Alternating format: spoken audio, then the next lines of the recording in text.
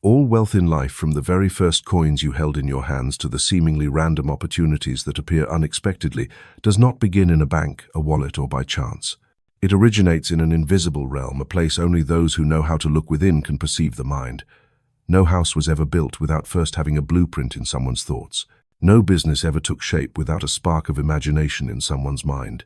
And no dream has ever become reality without that first fleeting moment, when it was merely an image in consciousness. This means that thought is the invisible source, the primal treasury of everything you call assets. Imagine the glittering gold bars displayed behind glass cases.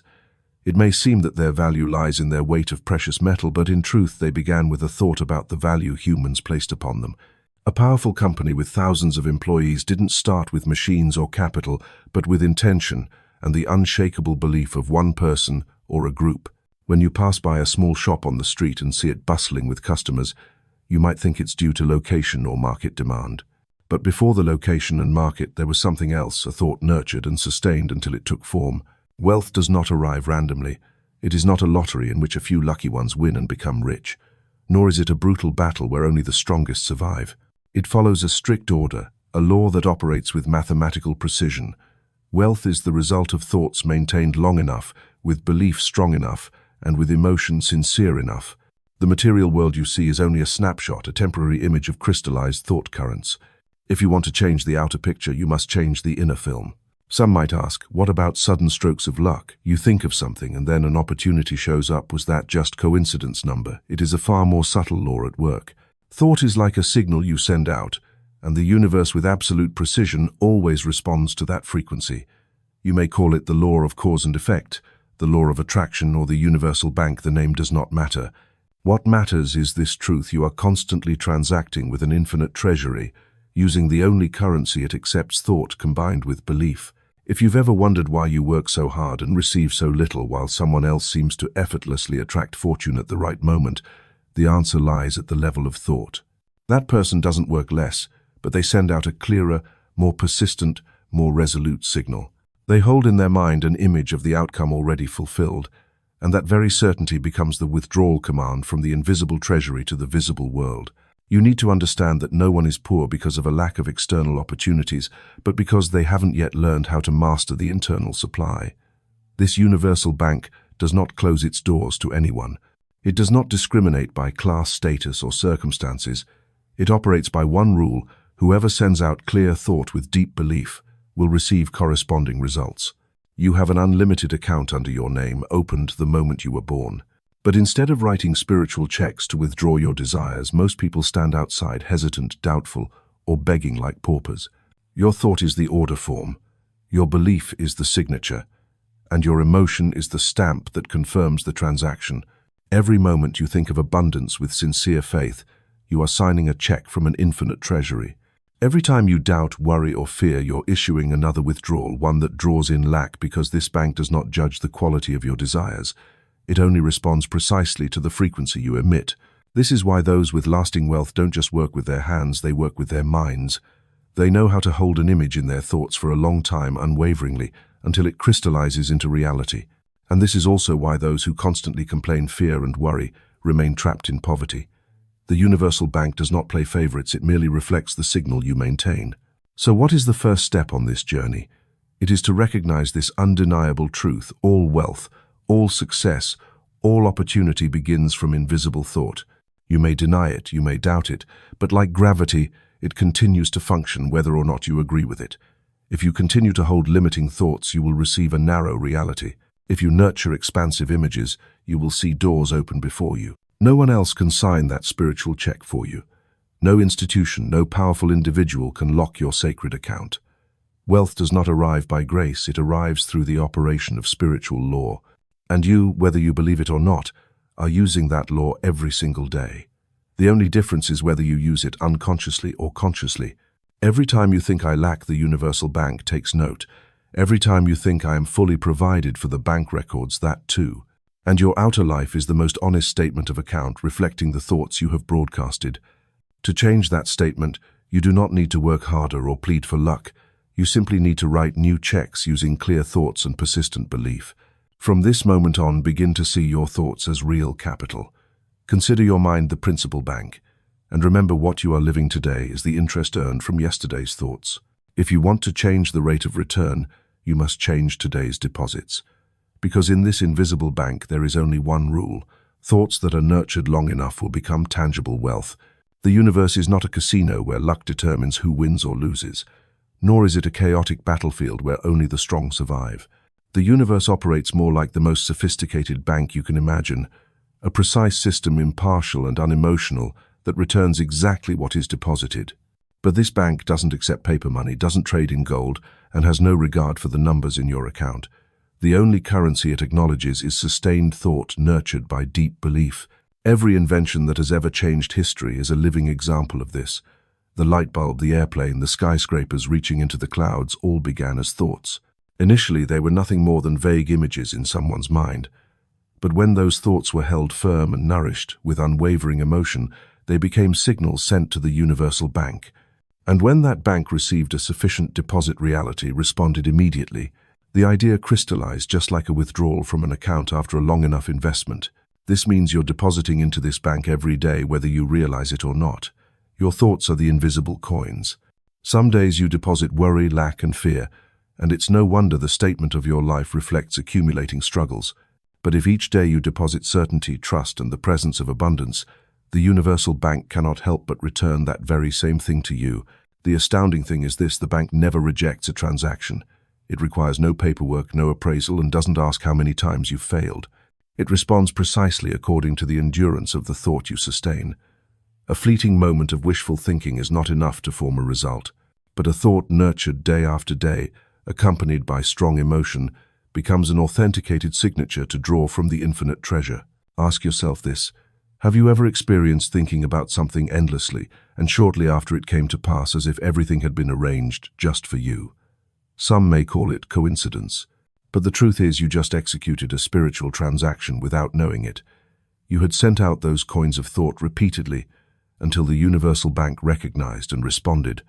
And this means that if you learn to deposit consciously, to steadfastly hold your frequency, you'll no longer live in randomness, but as a manager of your invisible account, withdrawing exactly what you desire. Here lies a critical distinction. Most people interact with the universal bank in the form of begging. They hope, plead, and wish the universe would take pity on them. But the universe does not operate on feelings of sympathy. It works by laws as precise as mathematics. Deposit enough and you will withdraw. Deposit too little and nothing happens. No exceptions, no privileges, no special treatment. Imagine walking into a grand bank. One person deposits regularly, another sporadically, and some deposit torn bills. When it comes time to withdraw, each result reflects exactly what was given. The universe works the same way. If you send out scattered thoughts, believing today, doubting tomorrow, affirming one moment and denying the next, you've issued torn bills and the account cannot crystallize into tangible wealth. This is where many people give up. They try to hold an image, but after a few days without results, they stop. They forget that persistence is the key. The universal bank does not work on momentary inspiration, but on consistency. Your thought must be maintained like a steady investment. That consistency is the interest rate. And when it grows large enough, you'll be astonished at how quickly results multiply in your life. So I want to ask you something right at this moment. Are you ready to begin depositing new coins of thought, not of worry or lack, but of abundance, belief, and a clear image of what you truly desire? If your inner answer is yes, then leave a backspace leaf, sign, comment "I am ready," or simply type the number 1. So I know that you are not just listening, but choosing. So I know that you are truly present on this journey, that you have dared to ignite your desire for change right here, right now. And I'll also know that I'm not speaking alone, but connecting with kindred souls. That is the most precious thing to the one who created this content, your presence and your longing. I am sincerely grateful and honored. From the moment you dare to admit that you're ready, a new door begins to open. Don't think that small act is meaningless. It is your first declaration to the universal bank that you've changed currencies, that you've chosen to transact with belief and enduring thought. And when you sustain it not just for seconds, but for days, weeks, and months, you'll see your life statement change. Not because of luck, but because of law. The universal bank knows nothing of failure. It only knows how to multiply, amplify, and return what you've deposited. If you deposit consistency, you will receive results. If you deposit doubt, you will receive chaos. If you deposit gratitude, you will be given more reasons to be grateful. And if you deposit a clear image of prosperity, you will receive a prosperous reality in kind. So stop begging like a gambler. Begin transacting like a rightful heir. Your thought is your money, belief is your signature, emotion is your seal. Your transaction will never be denied as long as you are persistent and unwavering. And once you understand this law, you will see that you are no longer a victim of circumstance, but the rightful master of your invisible account, the universal bank, always ready to fulfill your command. Everything you see out there is merely a temporary printout of thoughts that have been nurtured. Material wealth is not the starting point. It is the end point of an invisible process. Physical reality is no different than a quick snapshot faithfully reflecting the state of belief that has existed long enough within a person's consciousness. When you see a magnificent skyscraper, remember that before the steel and concrete, it existed clearly in the mental blueprint of the architect. When you hold a book in your hands, behind each page are months or years in which a writer patiently sustained the image, the idea, the emotion, until it turned into words. All wealth in life follows the same principle. It is the solid crystallization of belief. If the world were a gallery, then every object, every achievement, every scene would be an artwork printed from the projector of consciousness. This projector never stops running. It records every thought, every emotion you hold the longest and most intensely, and then projects them into experience. You can rearrange the scenery, remove what you don't like, but as long as the film reel inside remains unchanged, the same images will keep repeating. This is why some people change their environment, switch careers, even enter new relationships, yet still find themselves caught in familiar cycles, because the inner film reel remains the same. Material wealth, therefore, should never be the ultimate goal. It is only a sign, a confirmation of belief that has been maintained within. When you carry the firm belief that I am always provided for, you will see money, opportunities, and support appear at the right time.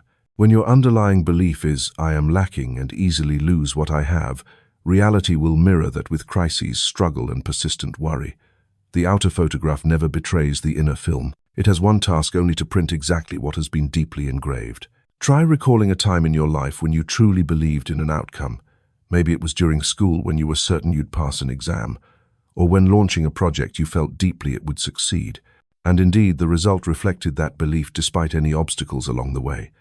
Conversely, there were times when you harbored doubts and what you feared came true. This is not magic nor irony, it is law enduring. Thoughts and beliefs are the lens that shapes form. Material wealth is only a temporary snapshot because belief can change.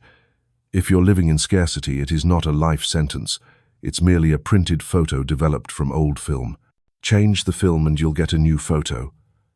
What must be remembered is that the photo cannot change before the film does. There is no other way. That's why seeking external solutions is only temporary, like adjusting the photo frame.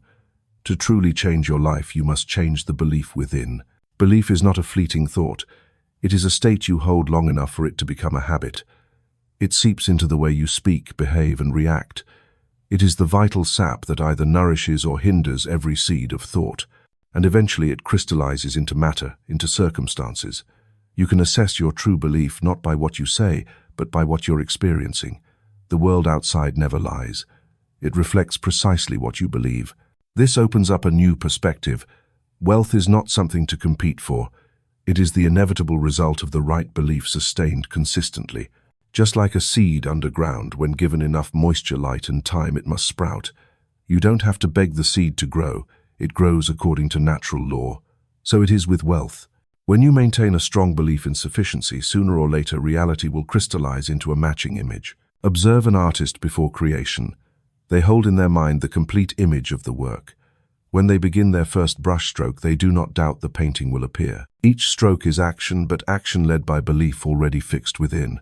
Your life is the same. Action is the means.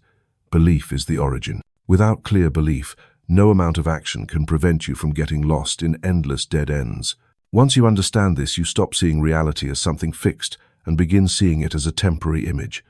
You won't despair over an ugly old photo because you know that by simply changing the film, the image will shift. Just as a photographer can swap the film roll to produce a new picture, you too have the right to change your beliefs and create a new life. But belief must be sown and nurtured. It doesn't appear on its own. It is created by repeating a thought until emotion aligns, until the subconscious accepts it. And from that moment, the new film begins to record. Consistency is the key. A thought mentioned once will fade, but a thought sustained becomes the mold of reality. Material wealth, though, appearing to be an achievement, is in fact just a report showing what you've been depositing in your mind. It doesn't exist on its own, doesn't fall from the sky, nor is it distributed arbitrarily. It is the physical proof of the invisible transactions you've carried out with the universal bank. And when you realize this truth, you'll understand the key to all change does not lie in chasing old images, but in creating a new film. Therefore, if you wish to be wealthy, you don't need to wait for luck or for someone to hand you an opportunity. You need to reshape your belief. Only when a new belief is sown and maintained can the new image of your life be printed. And when that happens, you'll see everything around you, money, opportunities, relationships, health, begin to shift, as if reality had only one job: to faithfully reflect the belief you are holding firm. You already have an account opened in the universal bank, bearing your name, no registration required, no approval needed, no qualifications to meet. It has existed since the moment you arrived in this life.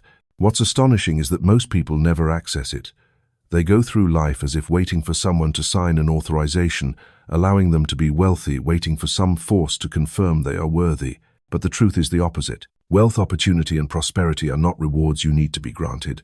They are spiritual inheritance already engraved into your very nature. So why do so many people never use this account? Because they've been wrongly taught. Since childhood, they've heard that only hard labor earns rewards, that they must prove they're good enough to be deserving, that wealth is a luxury for the few. And after hearing those stories repeatedly, they forget the truth: no one needs permission to withdraw from the unlimited account.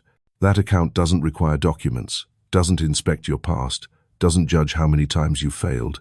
It waits for one thing: only the signature written in thought and unwavering belief. Imagine a vast treasury with countless doors already open, and one door bears your name. No one else can walk through that door.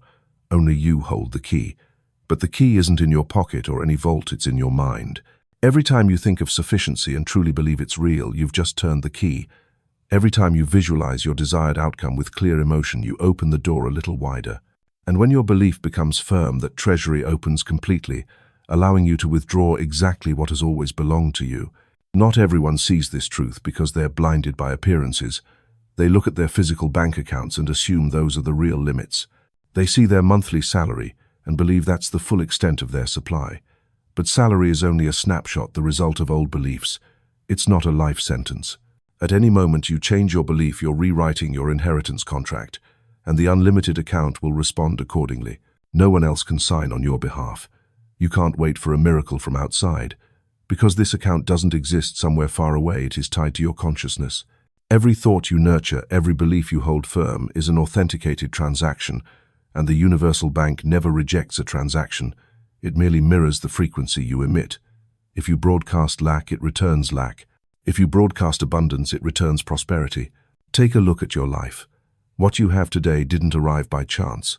It is the result of invisible transactions you've carried out. Every belief, whether formed consciously or unconsciously, has left its mark on that account. So the difference is not whether you have an account, everyone does. The difference lies in whether you know how to withdraw from it.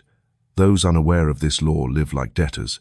Those who understand and apply it become rightful heirs, utilizing the treasure that was always available. Here's the key point. You don't need anyone's permission. You don't need your family's approval, society's recognition, or outdated standards to prove you're worthy. All you need is to take responsibility for your beliefs. Because this inheritance doesn't come from the outside, it is innate within you. Your presence in this life is the very proof that the account exists. Some worry that if they withdraw too much, they'll take from others. But the universal bank doesn't operate under a finite system. This account is limitless. No one loses just because you receive. In fact, when you withdraw, you open the flow even more, helping others realize they too have accounts. Like light, one candle never dims by lighting another. On the contrary, the entire room brightens. Realizing this spiritual inheritance will transform how you live. Instead of endlessly seeking, you begin to use. Instead of begging, you begin to affirm. Instead of waiting, you begin to decide. That decision isn't a verbal promise, it's a belief held steadfast in your heart.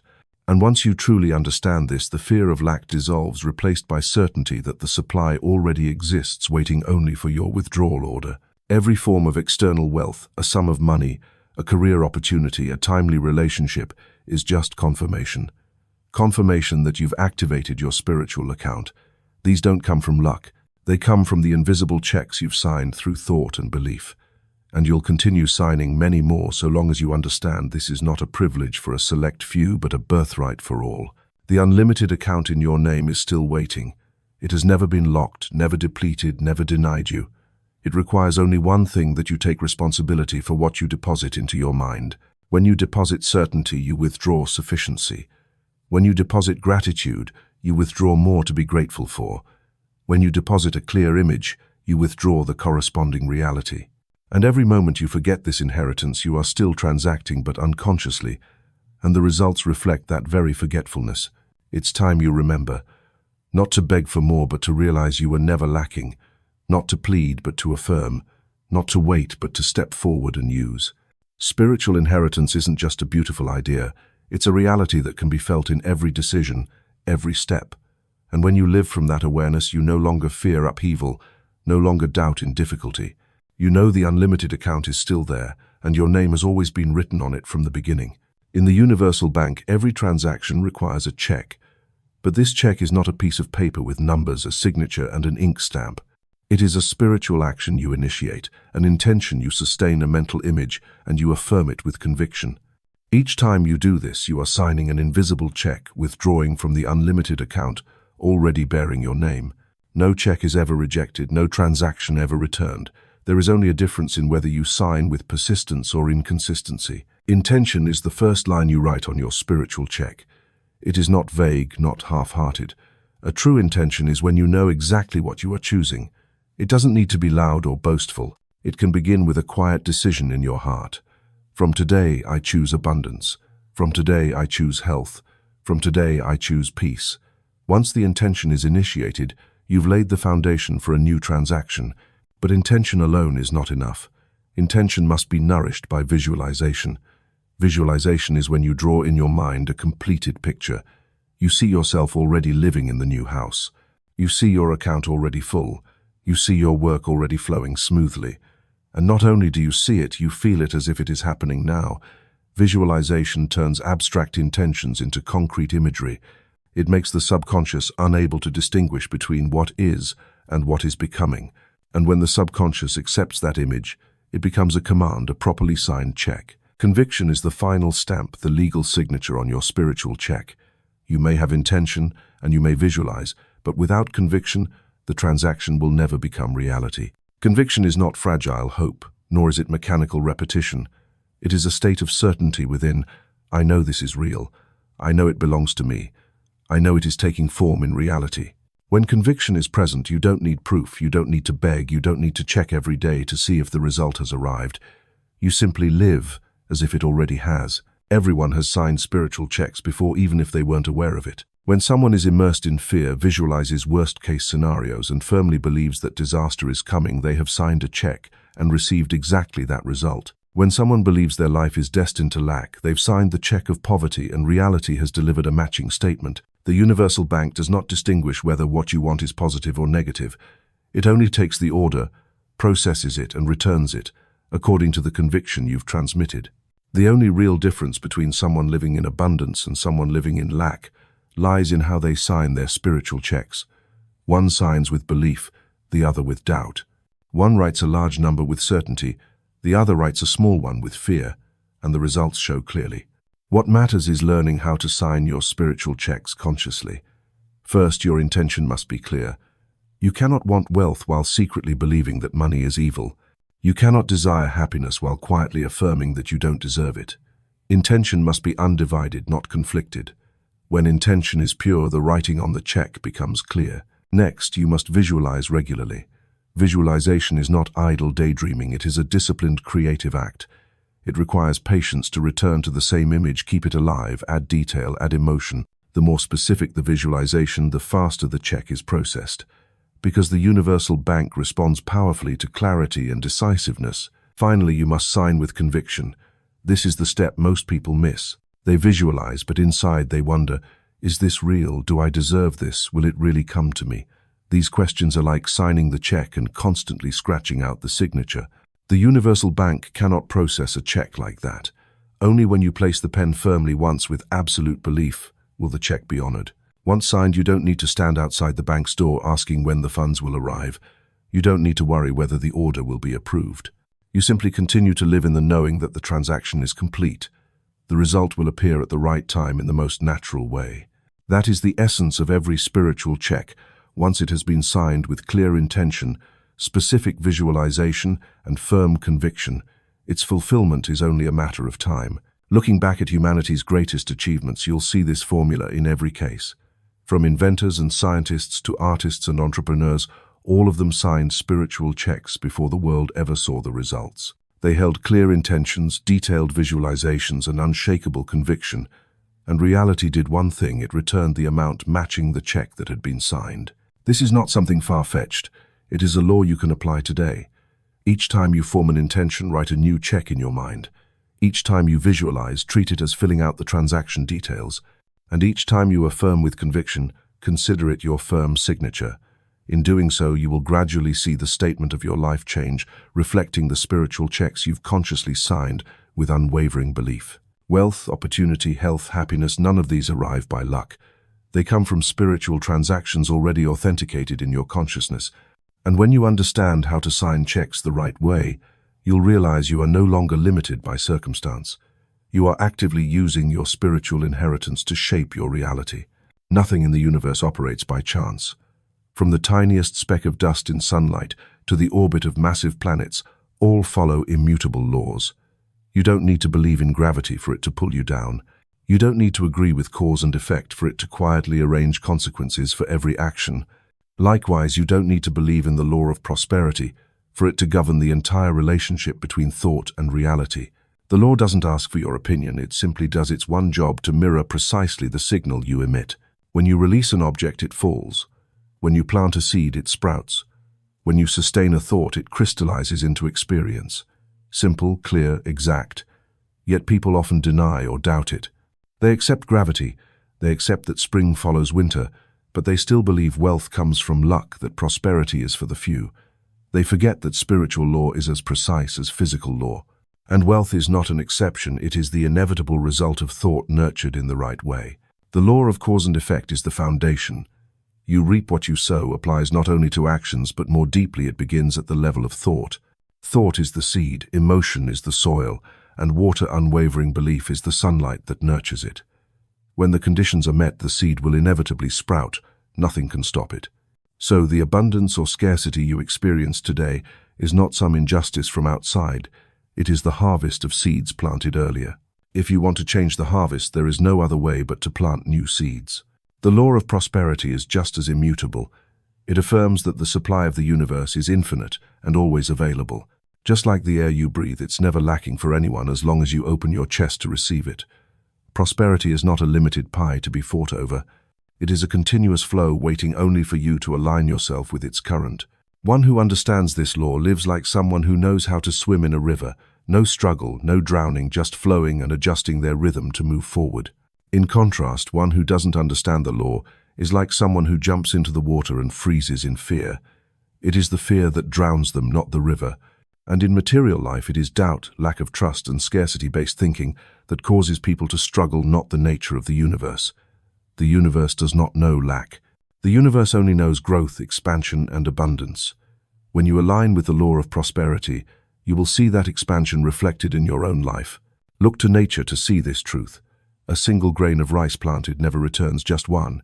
It yields a stalk bearing dozens of new grains. An apple tree never produces just one fruit. It brings hundreds, and each fruit contains thousands of seeds.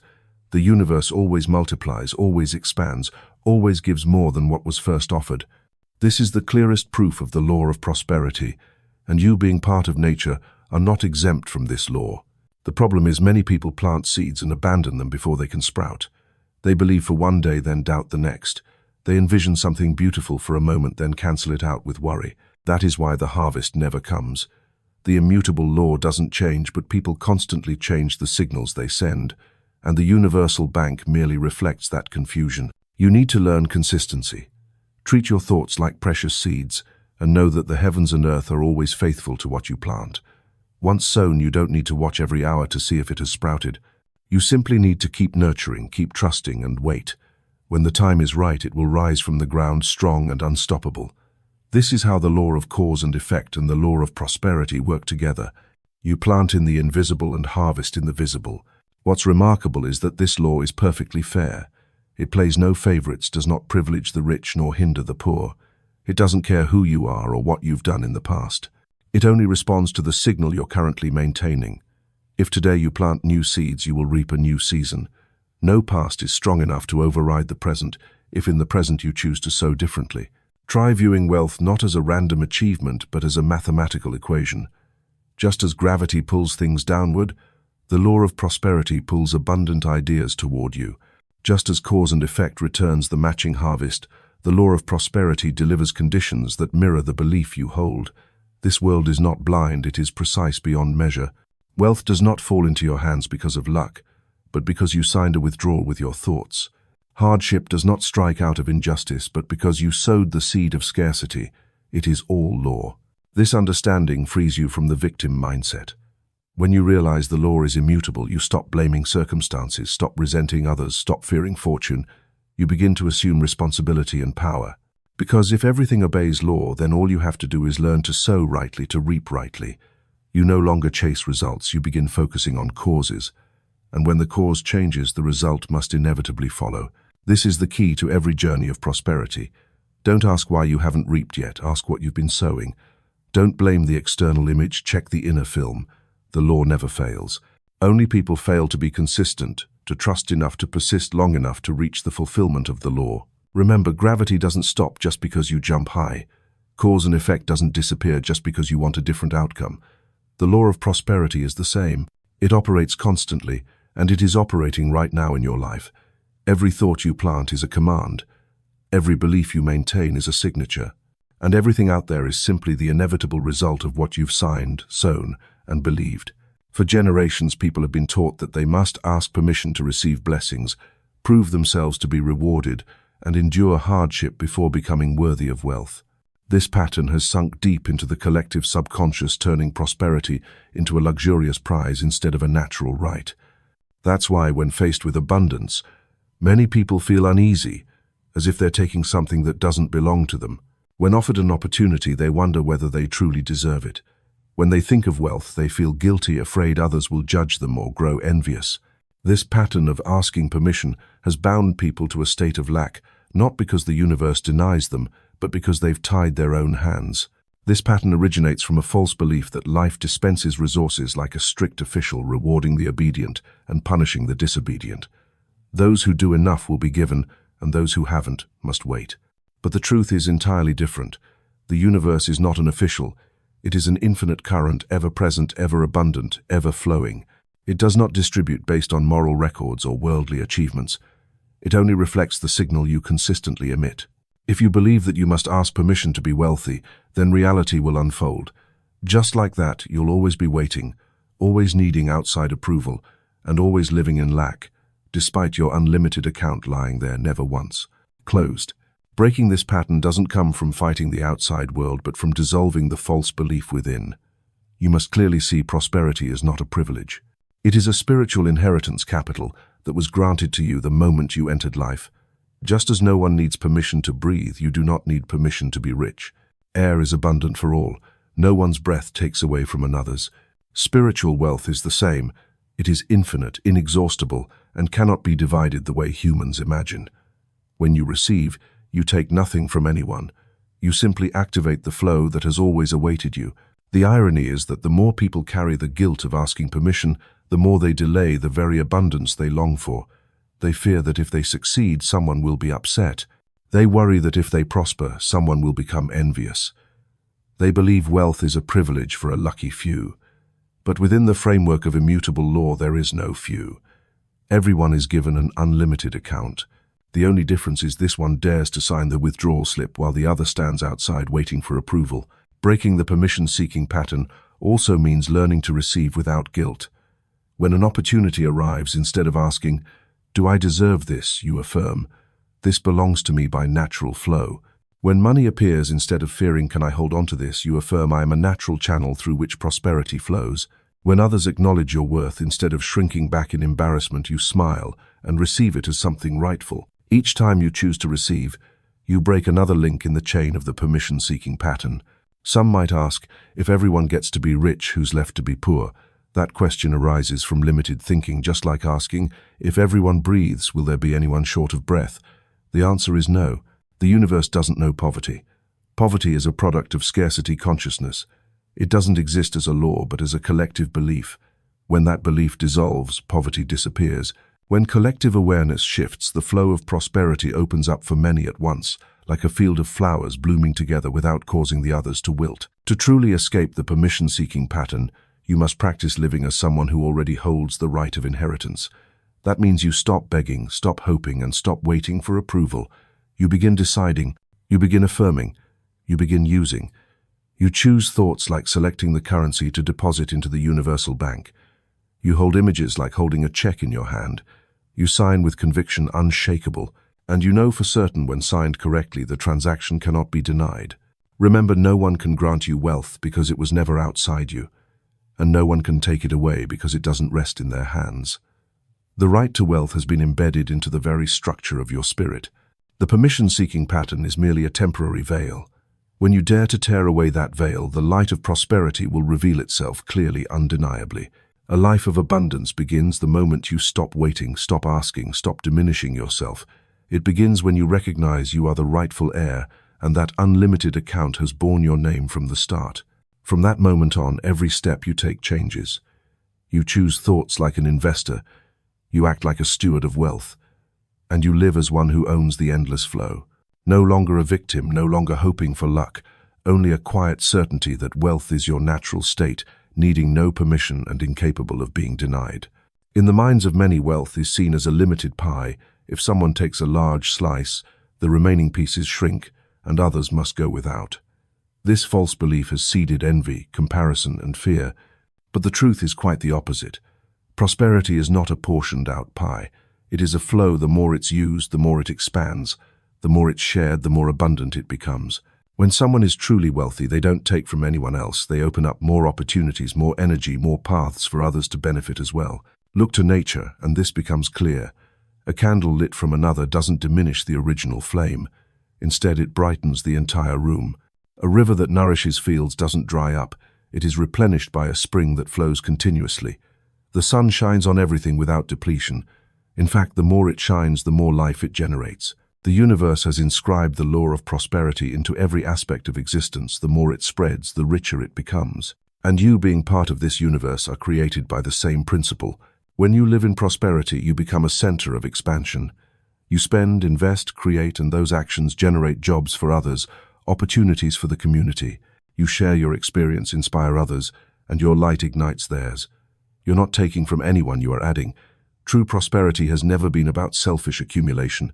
It is a current flowing through you, and the more you allow that current to move through you, the more you receive in return. The most dangerous part of the belief that if one is rich, another must be poor, is that it turns prosperity into a zero-sum game. In that game, people become guarded with one another, suspicious, afraid that someone else's success means personal loss. But universal law doesn't work like that. There are no limits blocking abundance. A new idea can birth an entire industry. A new company can create thousands of jobs. A new invention can improve the lives of millions.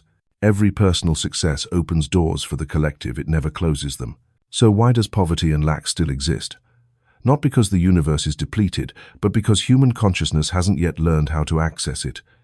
Wherever consciousness is trapped in fear, guilt, or jealousy, the flow is blocked. But when awareness shifts, when people understand that wealth doesn't make others poor, they stop resisting prosperity. They stop limiting themselves, and the flow opens. Poverty is not a sign of scarce resources, it's a sign of scarce awareness. Observe someone who dares to truly live abundantly. They don't ask for permission to be wealthy. They aren't afraid that their success harms others. They know that when they grow, many benefit. When they buy, someone gets work. When they build, someone finds shelter. When they create value, society becomes richer. True prosperity pulls everyone upward.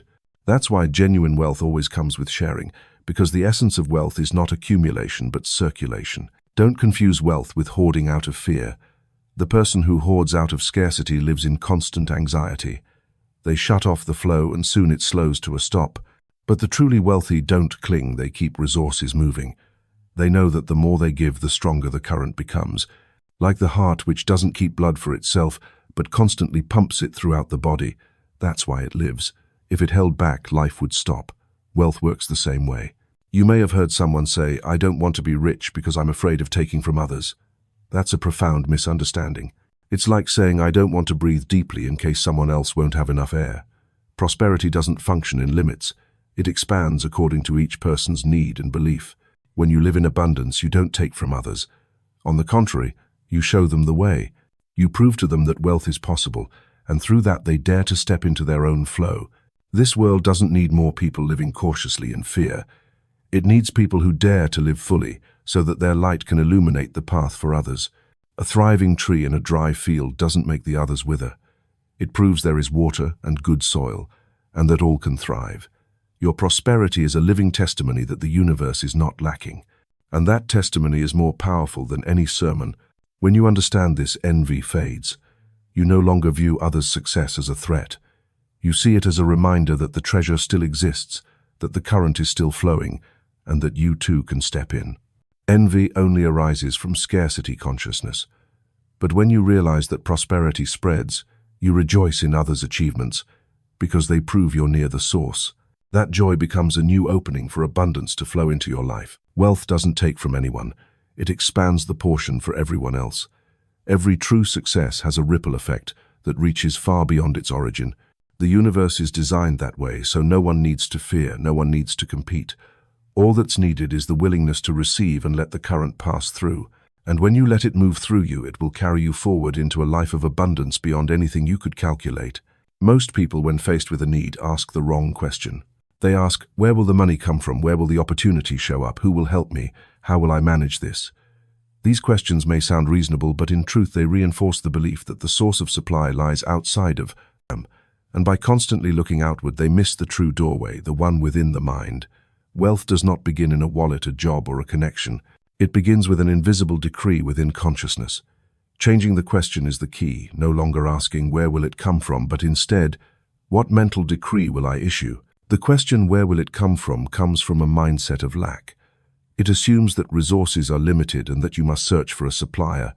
It causes you to run around, try to control, beg, and rely on others. And the more you run, the more exhausted you become, the more doors seem to close. In contrast, when you ask, what mental decree will I issue, you return to the only place with the power to create consciousness. You realize that all external manifestations are merely reflections. So what's needed is not to hunt for supply, but to send out a new command from your own creative center. Imagine your mind as a broadcasting system. Every thought, every emotion, every conviction is a signal sent into the invisible field. The universe only responds to that frequency. You don't need to worry about which path the response will take, because there are countless avenues, a proposal, a chance encounter, an unexpected opportunity. But one thing is certain, if the signal is clearly transmitted, the response will come, and it will arrive precisely in accordance with the command issued. Those who don't understand the law see the limited amount of money in their wallet and panic, asking, where will I get more? Those who do understand look directly into their mind and ask, what decree must I issue to reflect abundance? It's like someone typing the wrong address on a keyboard and then blaming the internet, the computer, or the system. The real issue was the initial keystroke. Your reality is the same. It is not broken. It only mirrors the command you've typed in. When you change the question, you change your entire energy. From being passive, you become active. From begging, you become commanding. From waiting, you become creating. This is not arrogance, it is truth. You were born to co-create with the universe, and that power can never be taken from you.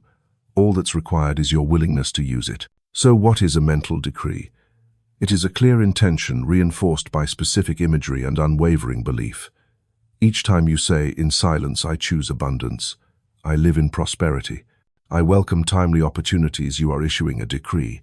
And when that decree is repeated with certainty and emotional clarity, it engraves itself into the subconscious, becoming a directive that cannot be reversed. From that point forward, the universe begins arranging circumstances to respond. You may have experienced this before, even if you didn't know what to call it. There may have been a time when you fixated on a problem, and then suddenly a solution appeared through a friend, a book, an opportunity. That wasn't a coincidence. It was the response to the decree you had issued. The difference lies here. If your decree was issued in fear, you received a result that reinforced the fear. If your decree was issued in faith, you received a result that reinforced abundance. This law never errs. Ask yourself in recent days, what decrees have I issued? Did I command lack by worrying about money? Did I command insecurity by visualizing worst-case scenarios? Or did I command prosperity by holding an image of fullness and steady faith? The answer will explain why your reality today looks the way it does, and a new question will open the door to what tomorrow can become. Changing the question also means changing your position. When you're still asking, where will it come from, you're placing yourself in the role of the lacking one. When you ask, what decree will I issue you, place yourself in the role of the inheritor. These are vastly different positions. One trembles and borrows, the other confidently signs a withdrawal. One is passive in fear, the other is active in certainty, and reality always reflects the position you choose. Don't fear that issuing mental decrees is make-believe. Remember that everything visible was once invisible. The house you live in was once just a blueprint. The phone in your hand was once just an idea. The career you have was once only a desire. Nothing arrives without beginning as an invisible decree. You are already doing this every day, just without awareness. So why not begin issuing decrees with intention? Whenever you face a challenge, stop asking, where will it come from? Pause and issue a decree. The solution is forming. The opportunity is approaching. The supply is already available. Then live as if that were certain. Watch what happens. You'll notice a shift not only in outcomes but in your inner state. Fear will lessen, tension will ease, and in its place will come a calm certainty because you know you've signed the withdrawal order correctly.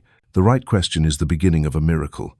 When you change from where will it come from to what decree will I issue, you've crossed the line from victim to creator. You stop searching outward and begin creating from within. And in that very moment, the universal bank begins to move, returning to you exactly what you have commanded. Imagine that within the heart of the universe exists a colossal vault, an infinite treasury containing every form of prosperity, every solution, every opportunity humanity has ever longed for. It is not locked by steel, has no physical door, and requires no mechanical key. This treasure operates with a single access code, the emotion of conviction. If you input the correct code, the vault opens. If the code is incorrect, no matter how often you try, it remains silent. This is the difference between those who live in abundance and those who live in lack, not who has permission, but who knows how to use the right code and who keeps entering the wrong one. Conviction is the emotional certainty so complete that there is no room for doubt. It is not vague hope nor shaky belief. It is a state in which you know that what you affirm already exists, is already present, is already ready, even if the eyes haven't seen it yet. Conviction is like a coded signal. When you hold it with enough strength, the infinite vault of intelligence immediately recognizes and responds. There is no need to beg, no need to plead, no need to prove. The door opens simply because you have entered the correct frequency. Observe yourself to see this truth. There are times you wanted something, but your heart was filled with doubt. Is this even real? Do I truly deserve this? Will it really come to me? And nothing happened, because the code you entered was doubt. Then there are moments when you wanted something, and for a split second you were absolutely sure. You visualized it clearly, felt it vividly, and suddenly an opportunity appeared. That moment was when you unintentionally entered the correct code. The vault does not discriminate between big and small desires, it only responds to the strength of conviction. This infinite vault is not somewhere far away. It is within consciousness itself, connected to the universal field of intelligence. Every invention, every creation, every great achievement in history has been drawn from here. A composer hears melodies that have never been played. A scientist grasps formulas never found in books. An entrepreneur sees an opportunity no one else has noticed. All of them have accessed the infinite vault through the emotion of conviction. They knew the answer existed, and so it revealed itself. This leads to one truth: you do not need to invent wealth or create opportunity from nothing. Everything already exists in the infinite vault. Your task is not to ask, is it there, but to adjust your inner state to match the access code. And that code is the emotion of conviction, nothing else. Why is emotion so important? Because the intelligence of the universe does not respond to empty words, but to the real energy emitted from your heart. You can say, I am wealthy 100 times, but if inside you tremble with fear, the signal you're sending is lack. You can pray endlessly, I am at peace, but if your mind is still anxious, the signal you're sending is unrest. The infinite vault does not hear words, it hears frequency. and that frequency is not emitted from your lips but from the emotion you sustain. This explains why many people lament that they've affirmed, they've prayed, they've visualized, but still see no result, because they've entered the wrong code. They say one thing but feel another. They knock with words, but their inner emotional signal denies the request. The vault only opens when your entire being, thoughts, emotions, beliefs, speak with one unified voice. Conviction. Conviction doesn't come from forcing yourself to believe. It comes from practicing alignment. Start with a specific image. Nurture it daily until it becomes so vivid you can feel it with all your senses. Once the image is clear, allow emotion to join the joy of already having it, the gratitude of holding it, the peace of knowing you are safe. Repeat this again and again. One day your belief will cross a threshold. That is the moment the access code is fully entered and the infinite vault responds immediately. Someone might ask, if everything is already in the vault, why do so many still live in poverty? The answer is simple: because they've never entered the correct code. They tried once, then gave up. They doubted, so their signal was always filled with static. The infinite vault does not reject them, it is merely waiting for a clear signal. And until that signal is sent, the vault remains closed, not out of judgment but by principle. Remember, no one is excluded from access. The infinite vault does not play favorites, does not assess merit, does not discriminate between rich or poor. It operates by law. Whoever emits the signal of conviction, the vault opens for them. That is why wealth is not the privilege of a few, but the choice of anyone willing to train their emotional conviction until it becomes their dominant frequency. You don't need to figure out how the vault will respond. Once the correct code is entered, the universe finds the path. It could be a sudden phone call, an opportunity you never imagined, a creative solution that flashes into your mind. All these channels are just vehicles. What truly determines the result is the access code inside you. The infinite vault of intelligence is waiting, never closed to anyone, never depleted, and the key to open it has never changed: the emotion of conviction. When you learn to live in this state, you enter a new life where lack no longer exists, where every question finds an answer, where wealth and opportunity become a natural flow. This is not a miracle, it is a law, and that law is waiting for you to apply it today. In the story of a merchant in London, the truth about the universe's inexhaustible supply reveals itself more clearly than any theory. He was a struggling businessman, and every calculation seemed to indicate that his success depended on suppliers in Manchester. He believed that if they delayed, if they changed prices, if the market shifted, his business would falter. And indeed, as long as he believed that he was stuck in anxious survival mode, his revenue fluctuated and the future looked uncertain. His entire livelihood appeared to hang on the decisions of a few people far away. But the turning point came when he realized a simple principle: that most people overlook. The source does not lie in Manchester, nor in any city, company, or individual. The true source comes from infinite intelligence, the stream of provision that never ceases, never runs dry, never depends on people or circumstances. Upon realizing this, his entire mindset shifted. He stopped tying his fate to the suppliers and began affirming daily, "My source is infinite. All that I need is already prepared." In just 2 weeks, the results became evident. His revenue doubled. Old customers returned with larger orders. New partnerships appeared naturally. There were no miracles in the market. No surprise changes in Manchester. There was only a change in the consciousness of one person, and that change was enough to transform the entire business landscape. This story offers a profound lesson: when you believe your supply comes from a specific source, a job, a contract, a certain person, you are limiting yourself. You hand the key to your prosperity over to circumstance, and thus you remain dependent. But when you see beyond, when you realize the true source flows from the infinite vault of the universe, you free yourself from every chain.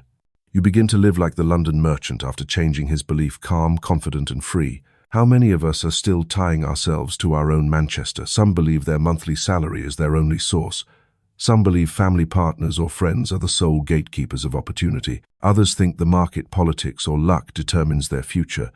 That belief turns them into prisoners, because if even one link in their Manchester chain wobbles, they fall into crisis. But the universe is never lacking. Supply is not confined to a contract, a market, or an individual.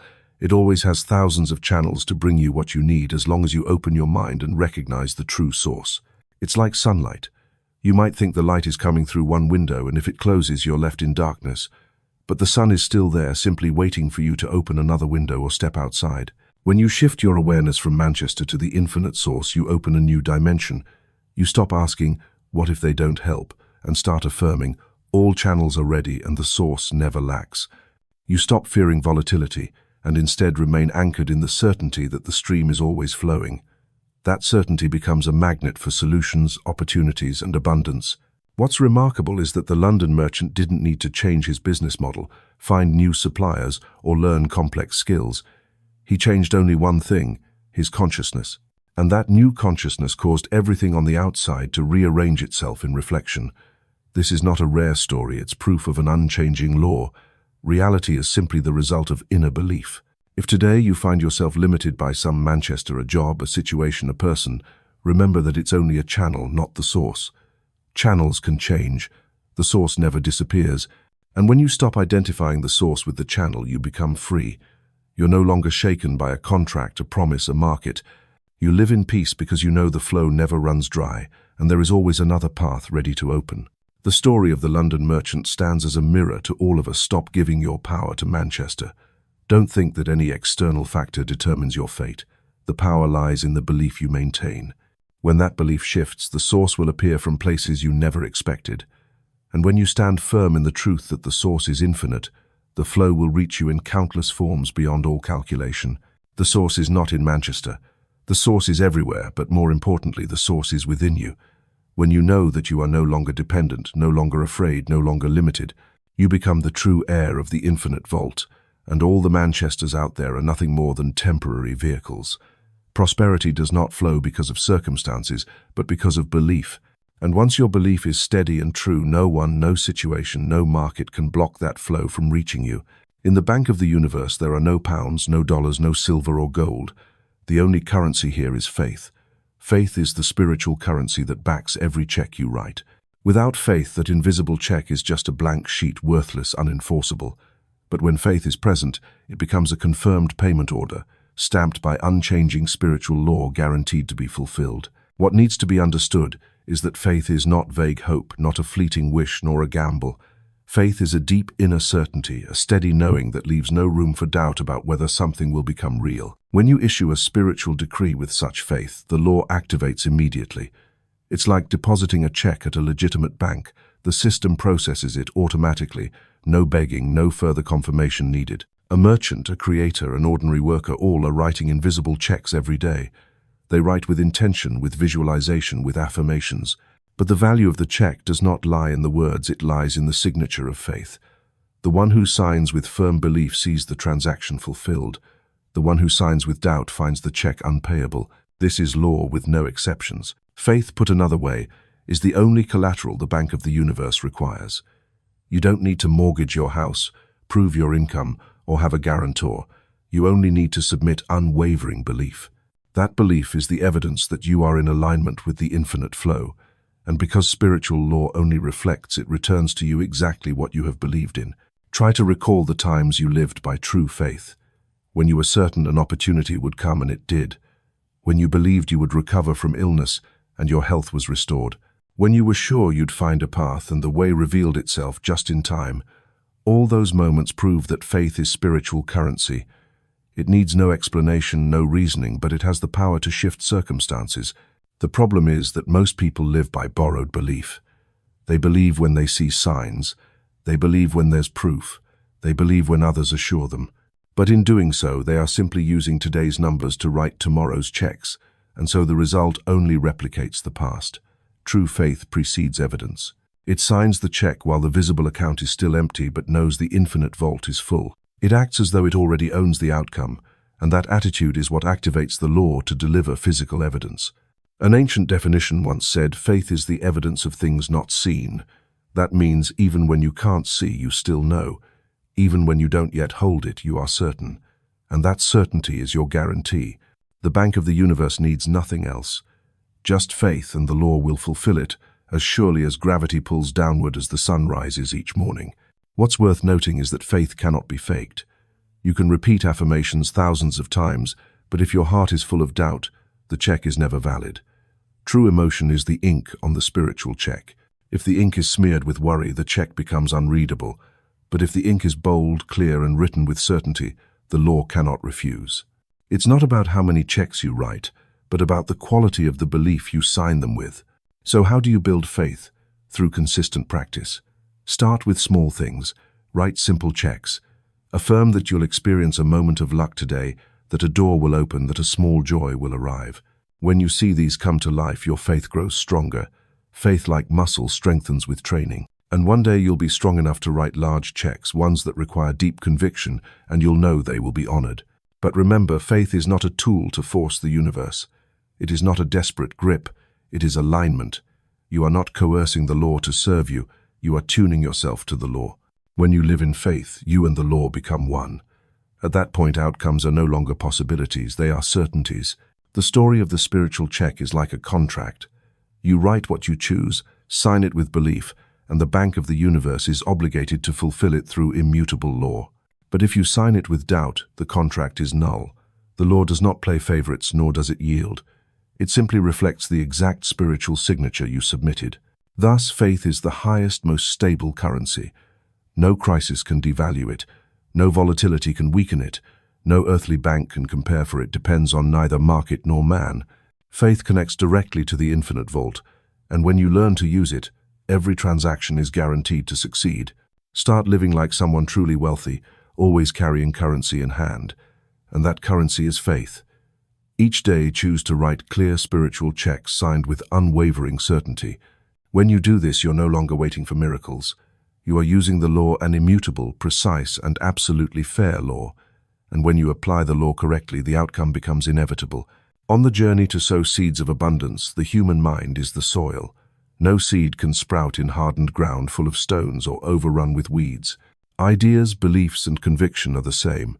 They require a pure, moist, fertile environment to take root and rise. And the first task of anyone who wishes to live in prosperity is not to rush into sowing, but to prepare the soil of the mind. Without this preparation, every affirmation and visualization will merely skim the surface of consciousness, never reaching the subconscious, where true creative power resides. What does it mean to prepare the soil of the mind? It means to purify, soften, and renew the entire internal climate. It means clearing the remnants of worry, fear, resentment, pulling out the weeds of doubt, inferiority, and self-limitation, and loosening the soil through stillness, gratitude, and a state of readiness to receive. Just as a farmer never sows when the ground is dry and cracked, you cannot expect abundance to blossom in a mind clouded with tension. There is a simple yet profound way to prepare this inner soil, visualizing the golden light. Find a quiet place, close your eyes, breathe slowly and evenly.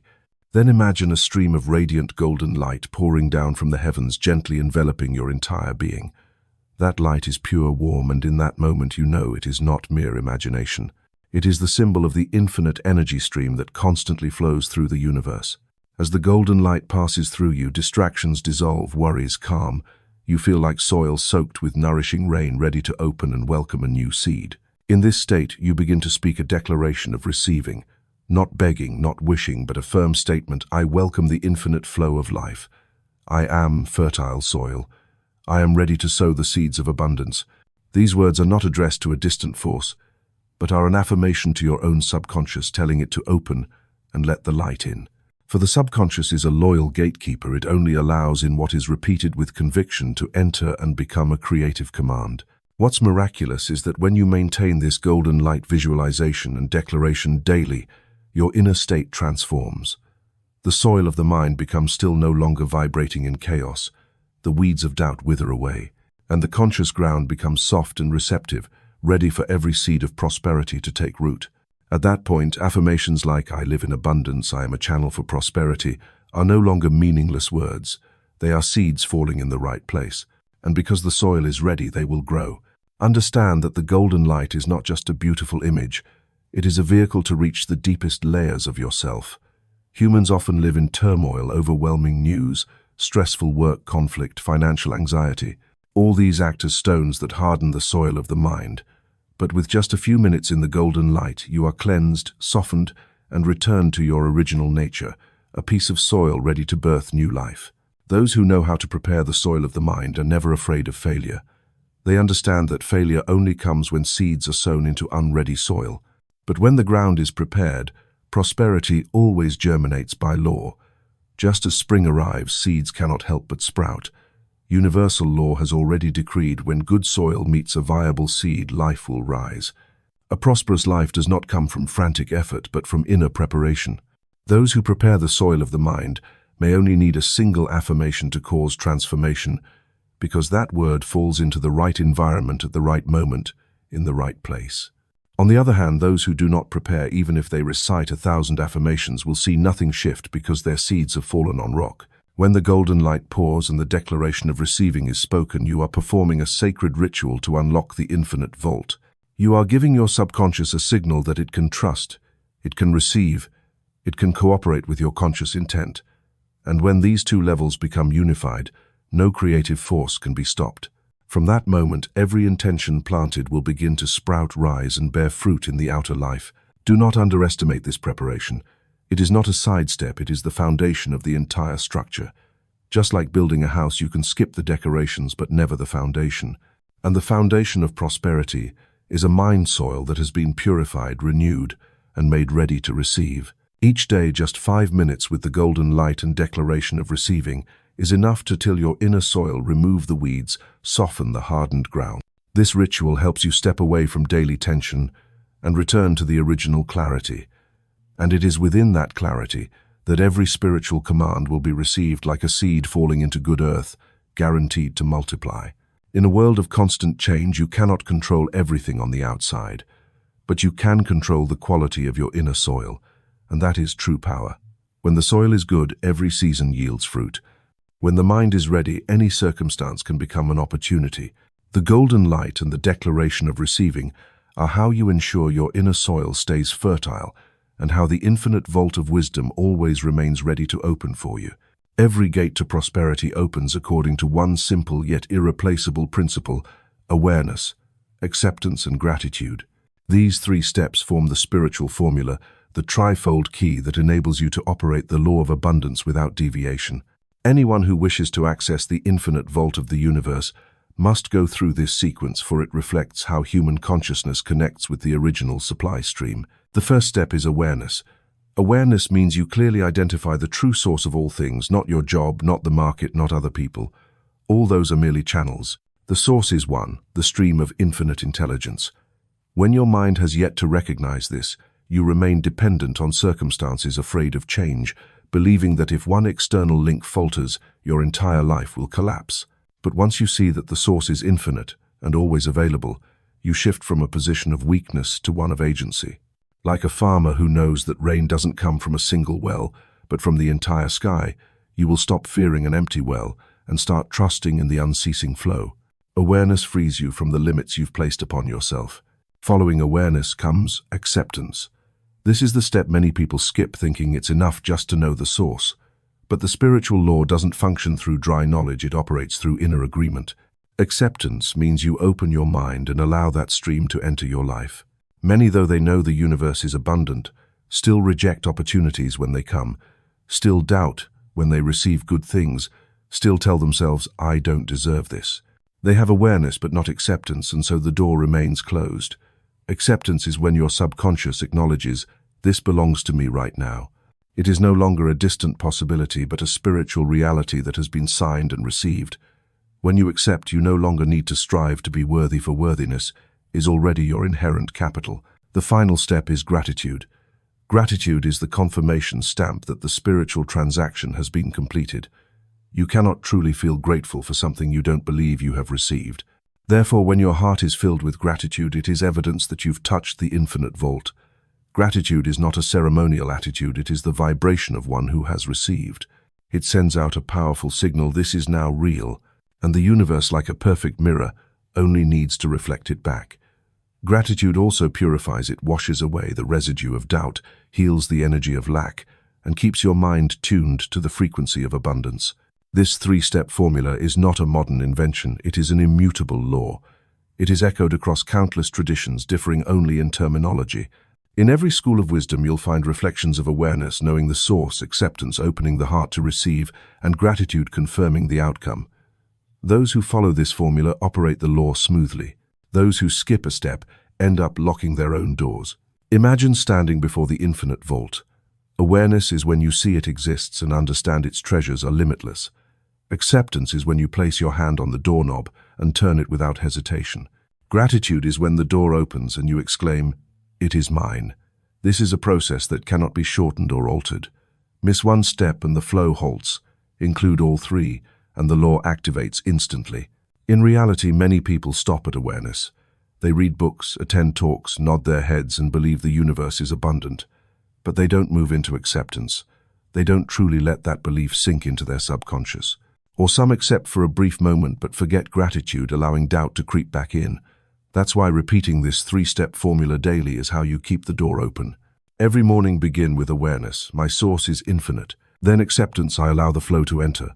And close with gratitude, thank you that it is now real. Just these 3 sentences practiced consistently will nourish the soil of your mind. The wonder of this formula is that once practiced, change occurs not only in money or opportunities, but in your entire state of being.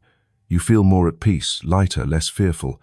You stop comparing, stop envying, because you know the flow is limitless and you are directly connected to the source. You become grateful for even the smallest things, and that very gratitude multiplies your joy. This is the state of someone who is truly wealthy from the inside out. Awareness, acceptance, gratitude. These steps are not complex. They don't require academic knowledge or elaborate rituals. They only need consistency, sincerity, and an open heart. When you stay true to this formula, you are writing the most valuable spiritual check, signed, guaranteed by law, and assured to be fulfilled.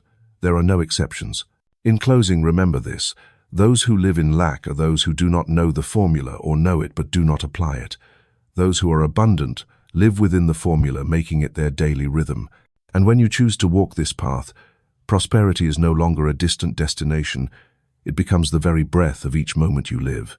There is a classic yet profoundly powerful method that ensures your intention is not just a fleeting statement, but a command deeply engraved into the subconscious. The sealing technique, also known as the 1-month letter. The essence of this method lies in making a clear declaration, affirming it as if the desired result has already come true, then sealing it away, untouched for a set period of time. This sealing act is not merely symbolic. It is a sacred ritual that helps you release the urge to control and fully hand the process over to the operation of spiritual law. Begin with a blank sheet of paper. Write down what you desire, not in the language of hope or wish. Instead of writing, "I want a new job," you write, "I am living and working in a new environment where my talents are valued and my income brings me freedom." The language must be in the present tense because the subconscious only responds to what is affirmed as true. The more detailed the wording, the clearer the imagery, the stronger the command. It's like writing a contract that has already been signed. No ifs or maybes, only a truth that is actively unfolding. Once the letter is complete, place it in an envelope, seal it, and make a promise to yourself not to open it for 1 month. This action carries a unique power. It tells the subconscious that you are absolutely certain there is no hesitation, no need to check or revise. It's like placing an order with the infinite warehouse of the universe. Once the order is signed, you don't pace back and forth waiting, nor do you open it to change things every day. You let the system process it, and during that time the subconscious quietly arranges, organizes, and adjusts the circumstances to fulfill the command. Many people fail at creating their reality simply because they don't know how to let go. They plant a seed but dig it up every day to see if it has sprouted. They affirm, then immediately doubt and negate. They pray but check hourly to see if signs have appeared. That very impatience is what damages the soil of the mind, preventing the seed from taking root. The sealing technique heals that habit. When you seal the letter, you train yourself in spiritual discipline to speak with finality, to declare with trust, to send and then release. For the entire month you don't reread it, don't analyze it, don't question it. Your only task is to live in the certainty that what you've written is already being fulfilled. Whenever a doubtful thought arises, remind yourself, the command has been sent, and the law is processing it. This quiet assurance creates the best environment for the seed to grow.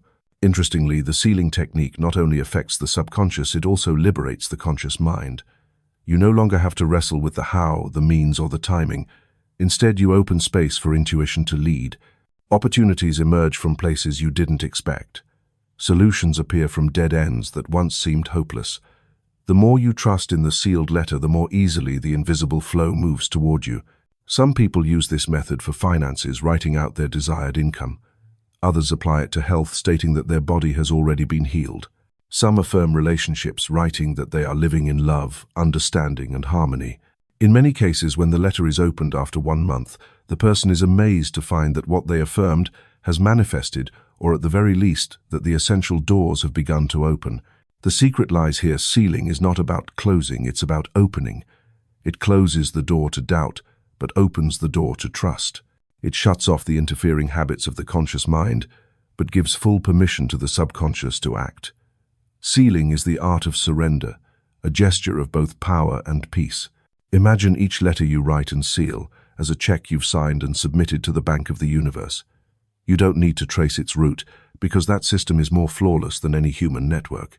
You only need to trust that the check is in the hands of the most capable processor, the unchanging spiritual law.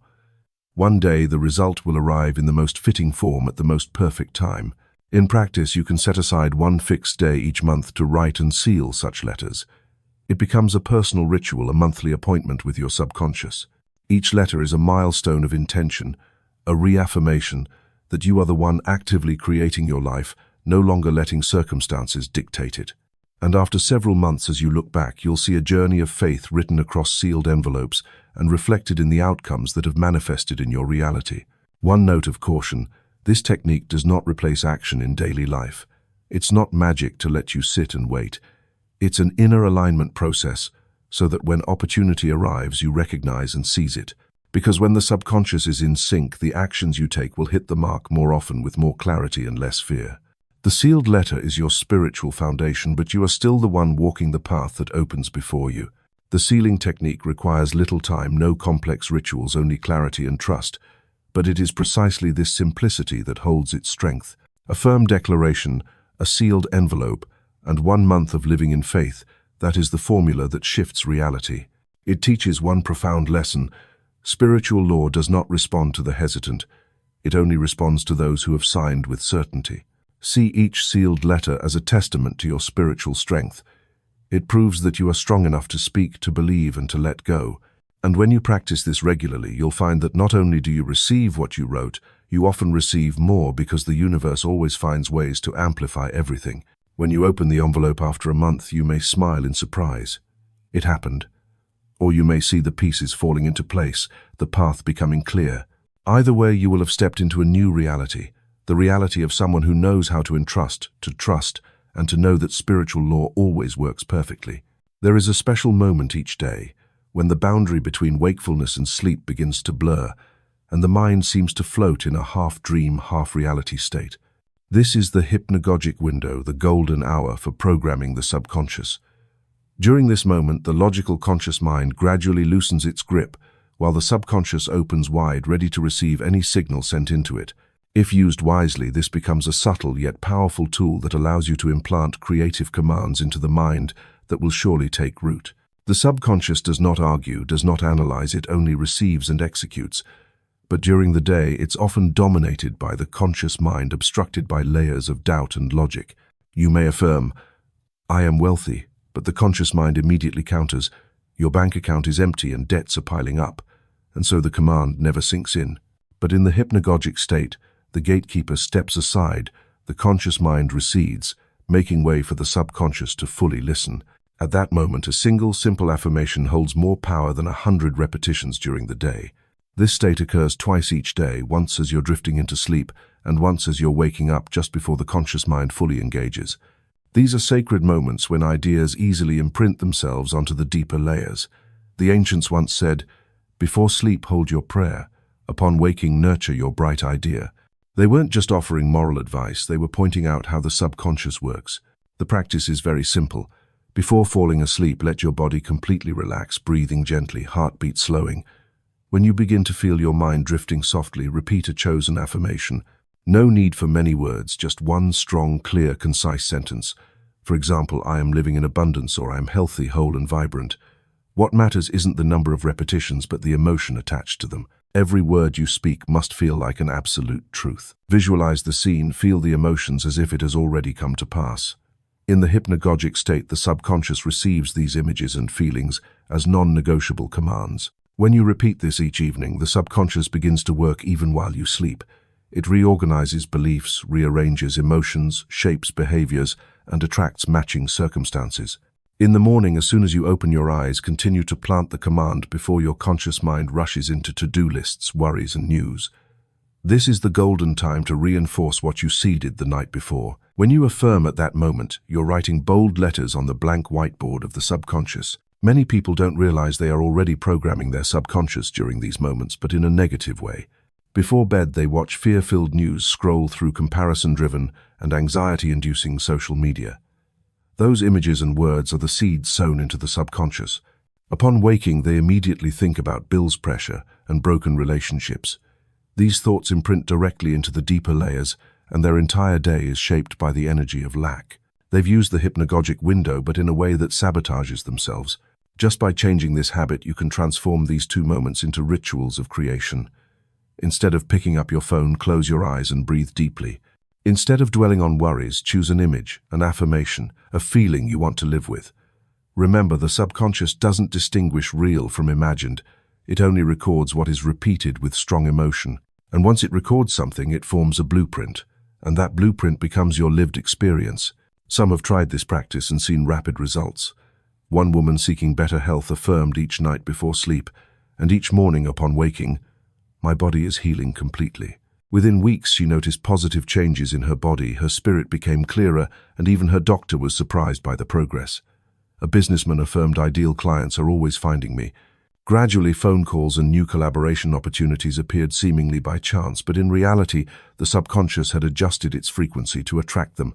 This golden hour doesn't last long, just a few brief minutes, but its power is dozens of times greater than normal. Because in that state, you plant seeds directly into the deepest soil of the subconscious. And a seed planted deep is always more likely to sprout. If the subconscious is a field, then the hypnagogic moment is when the soil opens wide, smooth, and free of rocks. Use this window, for it is a daily gift the universe gives you.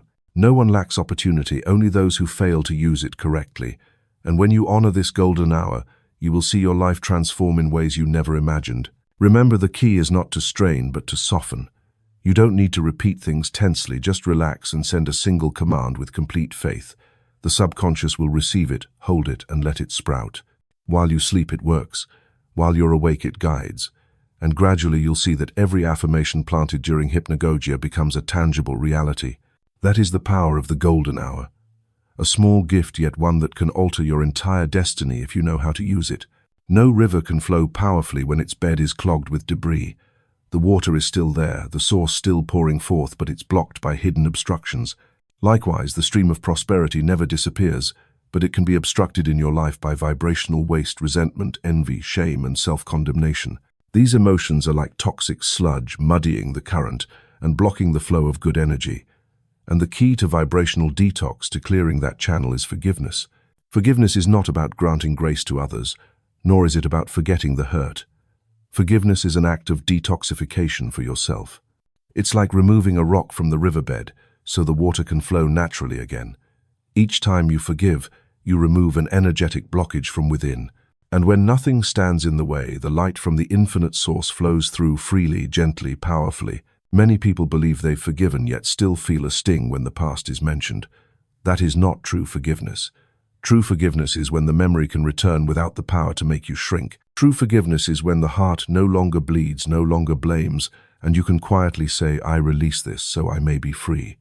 This is not weakness, it is a spiritual strength. The one who forgives does not bow down. They stand tall, for they have reclaimed mastery over their own energy. Imagine energy like an electric current. When there's a short circuit in the system, the current cannot flow. Resentment and envy are the short circuits. They drain your energy, distort your frequency, and because of that, every affirmation, every intention you try to plant becomes scrambled. You may say, "I am abundant," while inwardly resenting someone else's abundance. This contradiction confuses the subconscious, and the universe responds with chaos. Only when you clean your vibration through forgiveness will your frequency be clear, your signal strong, and the law able to respond accurately. Forgiveness isn't just for others. The most important forgiveness is the one you give yourself. Many people carry the weight of past mistakes, failures, and actions that bring them shame. They repeat to themselves, "I don't deserve, I'm broken, I can't start over." These phrases are like locks on the treasure chest. The subconscious hears them over and over and acts accordingly. When you forgive yourself, you unlock those chains and allow yourself to step into a new chapter. You acknowledge that the past is over, that your worth remains untouched, that the source has never stopped flowing. The practice of forgiveness begins with a clear declaration. Sit quietly, close your eyes, and speak aloud. I forgive and release all. I forgive and release myself. Repeat this often with sincerity. At first you may feel resistance. Painful memories may rush back. Let them pass. Each time you speak the words, another layer of sludge is cleared from the riverbed. Over time, you'll feel lighter, as if a space is opening within your soul. That space becomes the path through which light flows. Forgiveness can also be paired with visualization. Picture the people or situations that have caused you pain appearing before you. Then imagine a stream of white or golden light surrounding them, cleansing the heavy energy. Say silently, I return your freedom to you, and I reclaim mine. In that moment, you are no longer bound. The invisible thread connecting you to the past is cut. You are set free. The miracle is that when you truly forgive, your vibration shifts instantly. You feel light, at peace, and able to breathe. And very soon your outer world begins to reflect that change. Unexpected opportunities arrive, relationships become more harmonious, and even your body feels healthier. Because when your vibration is clean and the channel is open, the stream of prosperity is no longer blocked. Understand that forgiveness isn't because the other person deserves it, but because you do. You deserve freedom, joy, and the unstoppable flow of abundance. You can't hold darkness in your heart and still expect light to shine through. Forgiveness is the act of opening the door and inviting the light in. Vibrational detox through forgiveness isn't a one-time act. It is a practice that must be repeated. Each day, ask yourself, is there anyone or anything within me that still makes me contract? And then choose forgiveness. Forgive others, forgive life, forgive yourself. Each time you do, you widen the channel, allowing the infinite energy to flow through you more powerfully. When you become someone who truly forgives, your vibration becomes clear, elevated. You are no longer dragged down by the heavy cords of the past. You become a pure channel through which light, prosperity, and love can pass and spread. In that state, you are not just a receiver, but a source for others as well. That is the power of forgiveness, not just to heal, not just to cleanse, but to open the channel so you may fully harmonize with the infinite source. And once the channel is open, nothing can stop you from receiving all that has always belonged to you from the very beginning. In the spiritual realm, belief is not just a vague emotion. It functions like capital deposited into an invisible bank where every deposit yields interest, and that interest grows exponentially. Just as in finance, those who invest regularly and patiently witness sustainable growth, so too in spiritual life. Those who issue visual checks and maintain a spiritual ledger will witness the compound interest of belief materialize into a province, tangible reality. This is not poetic metaphor, it is the precise mechanism of the law of prosperity. A visual check is a simple yet powerful technique. You write a symbolic check addressed to yourself, not with worldly currency, but in the language of affirmation. For instance, instead of writing $10,000, you might write complete financial freedom and abundant sources of income. Instead of new house, you write a harmonious, spacious living space filled with peace. Every word you write is a spiritual command, and when you look at that check, you're reminding your subconscious that the transaction is already complete. This is not a plea, it is a documented confirmation. What's essential is to treat that check as if it truly holds value. Place it in your wallet, pin it to your desk, or hang it somewhere you often look. Every time your eyes meet it, let your heart swell with appreciation, as if you've just received the gift. That feeling is the second signature confirming the spiritual transaction. The subconscious records images and emotions that repeat, then turns them into instructions for reality. In parallel with the visual check is the practice of keeping a spiritual ledger. If the check is evidence of belief, then the ledger is your system for tracking and compounding interest.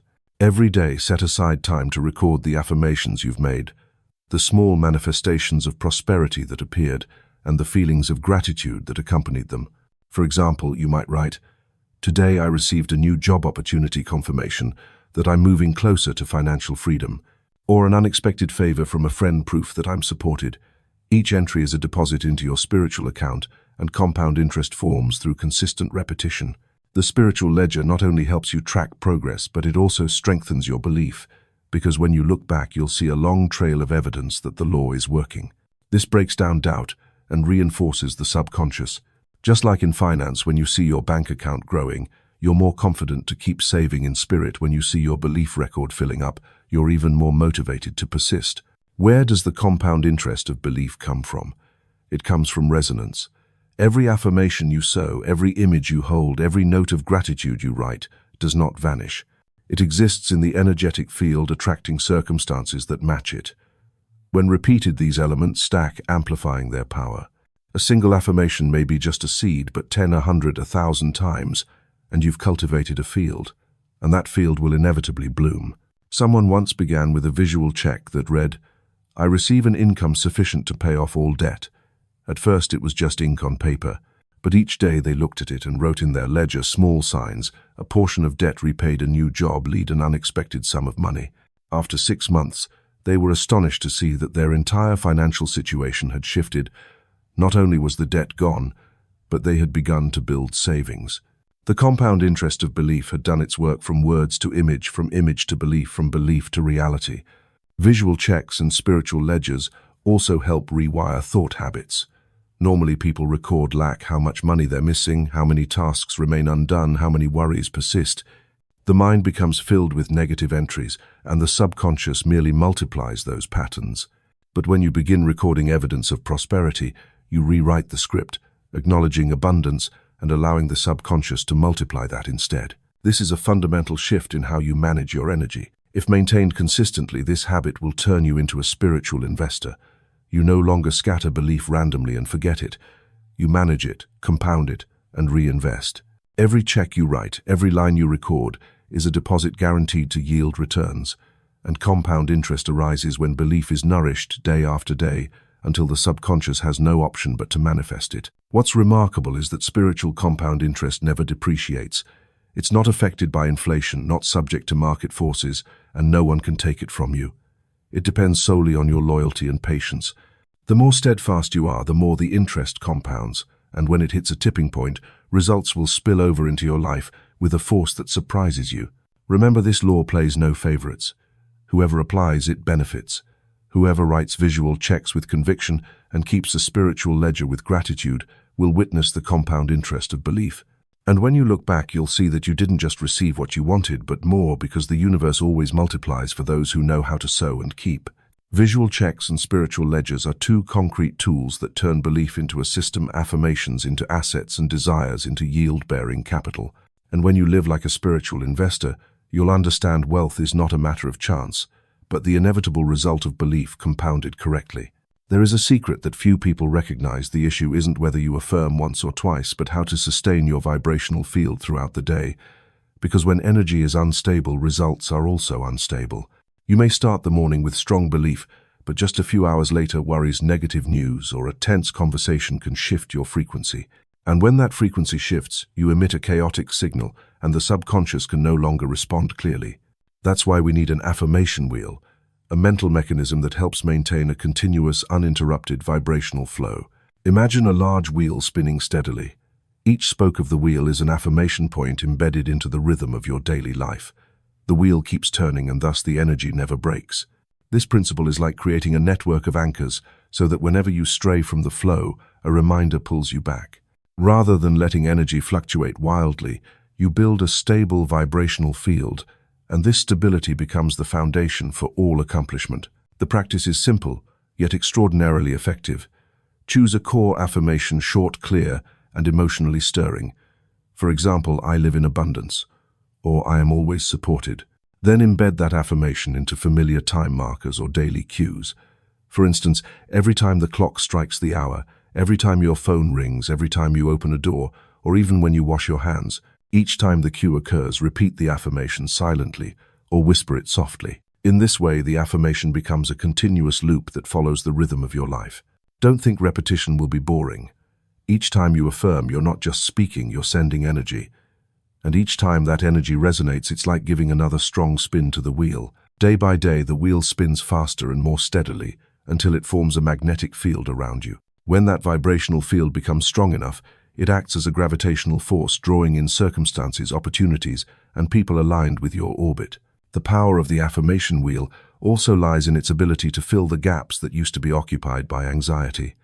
Normally, when we're unfocused, our minds wander to worry, fear, or past memories. These thought streams are like gravel in the flow, making energy muddy. But with the affirmation wheel, every time a gap appears, a spoke reminds you return to the affirmation. Thus the gaps are filled with positive energy, and your vibration stays in rhythm. One crucial element is sincerity. Affirmations are not empty mantras. They must be charged with emotion. Even if you repeat them dozens of times without emotion, they're just hollow echoes.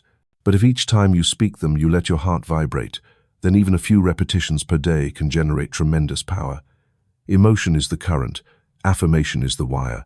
Wires without current are meaningless, but when current flows through, the wire light bursts forth. A simple example: someone sets an alarm every hour, and when it rings, they close their eyes for 3 seconds and whisper, "I am in the flow of prosperity."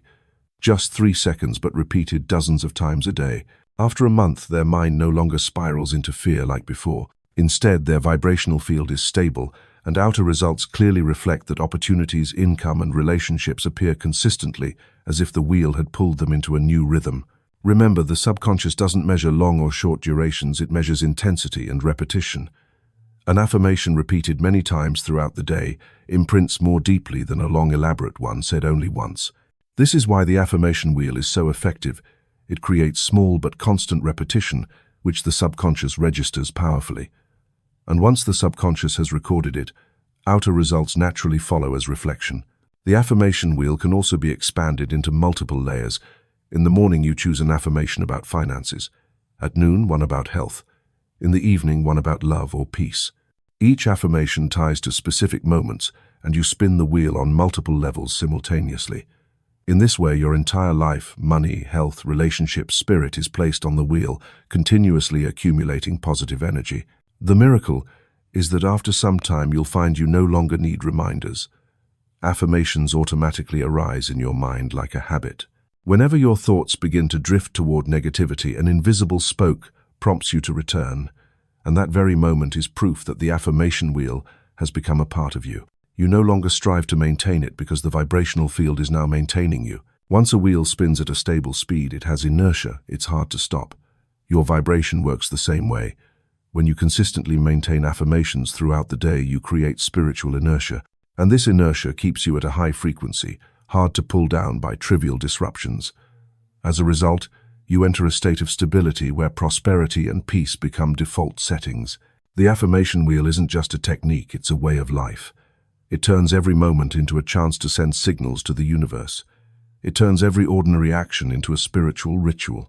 And it transforms you from someone who is passively swayed by circumstances into someone who actively commands their own vibrational field. When the wheel is already spinning, you no longer ask, when will the result come, because you know the law is operating every second. You no longer worry whether you've done enough because the vibrational field is continuously maintained. And at that very point you are truly free, free in your energy, free in your belief, free in your power to create reality. There are enemies that do not come from the outside but hide within consciousness itself, gradually draining your energy. They are not loud or violent, but subtle and persistent. The 3 most dangerous viruses in spiritual life are criticism, envy, and self-condemnation. If left unrecognized and unresolved, they will sabotage all your affirmations, distort the signals you send into the universe, and sever the flow of abundance. To protect your vibrational field, you must learn to destroy these 3 viruses with one powerful command: peace, be still. Criticism is the first virus. Every time you look at someone else's success and speak disparagingly, you are subconsciously programming your mind that such success is unworthy. And once the subconscious records that belief, it will not allow you to access the same type of success. If you criticize someone's wealth, you're affirming within yourself that wealth is wrong, and your loyal subconscious will block you from it. What you throw out will come back to you. Therefore, whenever you find yourself about to criticize, pause, take a deep breath and whisper, "Peace, be still." That command extinguishes the wave of judgment, returns you to peace, and keeps your frequency from dropping. The second virus is envy. Envy is a silent confession that you believe you are powerless. When you envy someone, you are silently saying, "That person has something I will never have." That is a denial of the infinite source within you. Envy causes your energy to emit a vibration of lack, and lack only attracts more lack. In contrast, if you can turn envy into a blessing, you're sending a completely different signal. You and I come from the same source, and what you have, I can have too. In that moment, instead of the door closing, it opens for you to enter. And once again, the command, peace be still, is the tool that halts the wave of envy, bringing you back to a state of recognition and trust. The third virus, and the most dangerous enemy, is self-condemnation. Nothing blocks abundance more than the belief that I am not worthy.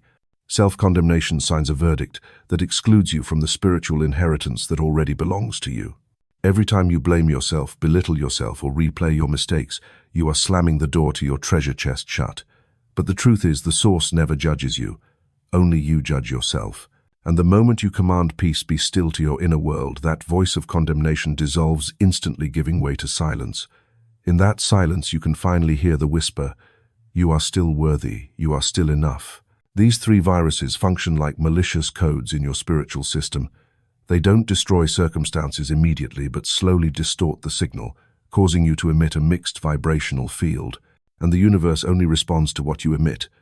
As a result, no matter how many affirmations you declare, how much you pray, or how hard you act, things don't manifest as you desire. The system has been infected, the signal is scrambled, and your commands cannot be transmitted clearly. The remedy isn't to argue with yourself, it lies in the command. When a wave of criticism rises, you don't need to prove the opposite. When envy emerges, you don't need to reason that you deserve just as much. When guilt chokes you, you don't need to dig for justification. You simply issue the command, peace be still. It's not a gentle suggestion, it's a firm order. It halts the undercurrent and restores order. Its simplicity is its strength. Peace be still is not just a phrase, it is a power already within you. When spoken with conviction, its energy directly affects your vibrational field, like an emergency order that silences all inner noise. You immediately feel a calm settling in a space opens, and in that space, light can enter. Try practicing this. Each time you catch yourself about to criticize someone, take a deep breath and say, "Within, peace be still." When envy sparks, smile and whisper, "Peace be still." When guilt weighs heavily, place your hand on your chest and affirm, "Peace be still." Repeat until your heart is truly calm, and you will see after each time your energy shifts, lighter, clearer, and the flow resumes. When you eliminate these three viruses, life begins to brighten. Relationships become more harmonious because you no longer judge. Opportunities arrive more frequently because you no longer envy. Your inner world grows more peaceful because you no longer condemn yourself. And in that state, your vibrational field becomes strong, pure, and nothing can block the flow of prosperity from returning to you. These three viruses have caused countless people to lock themselves out of their spiritual inheritance. But now you hold the key, a simple, decisive command that can dissolve every undercurrent. Peace be still. When you claim it, you don't just keep yourself at peace, you open the channel through which abundance flows. For the stream of light is always ready. It only waits for you to clear the path. And once it flows through, you'll know you have returned to your true nature, a free, creative, complete, being unbound by criticism, envy, or self-condemnation. There is a golden cup waiting for you, gleaming under the stream of infinite light. That cup represents your capacity to receive abundance. But the irony is that many people leave this cup empty, not because the source has run dry, but because they refuse to receive. They lower their heads, hesitate, thinking that receiving too much is selfish, that enjoying is shameful, that wealth takes away from someone else. And so they live thirsty in the ocean, hungry in the granary, lacking in the midst of plenty, all because of an invisible layer of guilt. Guilt in receiving is a form of blocking the flow. It's like refusing water when thirsty, denying light when the sun is shining. For the law of circulation never encourages selfish hoarding, but neither does it praise rejection. The law only functions when there is both inflow and outflow. To receive is to open the gate for inflow, and only when the cup is full can the surplus overflow to others. You cannot give when your hands are empty. You cannot share when your heart is lacking. You can only truly give once you have received. Imagine a small stream flowing down into a valley. If the cracked soil refuses to absorb the water, what grass could ever grow? If you reject receiving, you block not only the flow that nourishes you, but also the flow that continues through you to others. Receiving is not an act of selfishness, it is a responsibility. When you receive with gratitude, you become a channel through which life pours, spreads, and multiplies. The golden cup is the spiritual image of you. Every person is born with a golden cup, gifted to them, connected directly to the infinite source. But the size of the cup, the fullness of it, is not determined by the source. It is determined by how much you allow yourself to receive. Some offer only a small bowl because they believe they are not worthy of more.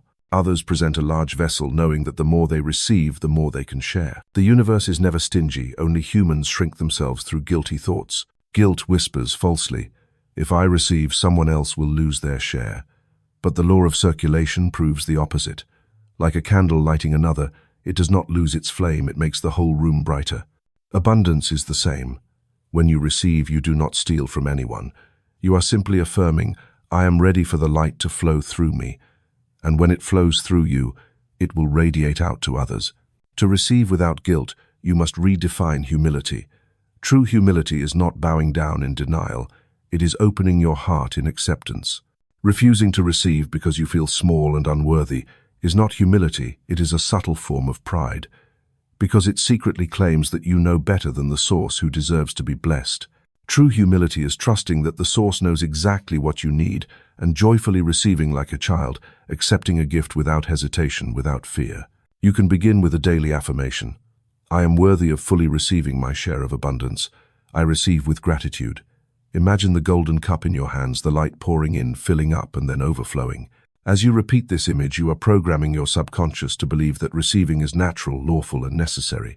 And once the subconscious believes that receiving is normal, you'll find life opening up. No more missed opportunities.